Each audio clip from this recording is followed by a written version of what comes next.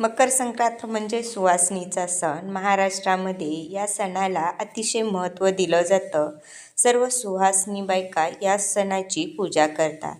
यावर्षी मकर संक्रांती म्हणजेच 2026मध्ये बुधवार दिनांक 14 जानेवारी रोजी साजरी केली जाईल. यावर्षी पूजेचा शुभमुहूर्त दुपारी 3:06 सुरू होईल आणि संध्याकाळी सूर्यास्तापर्यंत तुम्ही केव्हाही पूजा करू शकता. संक्रांतीच्या दिवशी काळा रंग वर्ज्य मानला जातो, कारण संक्रांतीला देवी काळ्या रंगाच्या वस्त्रात विराजमान असते असं मानलं जातं. त्यामुळे काळ्या रंगाचे कपडे घालणे टाळावे आणि त्याऐवजी पिवळा, केशरी, हिरवा यासारखे जे शुभ रंग आहेत त्या शुभ रंगांची कपडे, त्याचबरोबर त्याच रंगांच्या बांगड्या परिधान कराव्यात.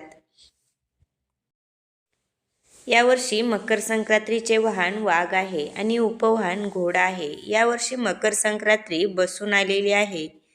संक्रांतीच्या हातामध्ये शस्त्र गदा आहे आणि नैवेद्याचा पदार्थ म्हणजेच खीर आहे. संक्रांती ही पश्चिम दिशेला जात आहे. यावर्षी संक्रांती पश्चिम दिशेला जात असल्यामुळे ज्वारी, गहू यासारखे जे धान्य आहे ते धान्य महाग होतील. त्याचबरोबर इतर वस्तूवरही त्याचा मोठा परिणाम होईल.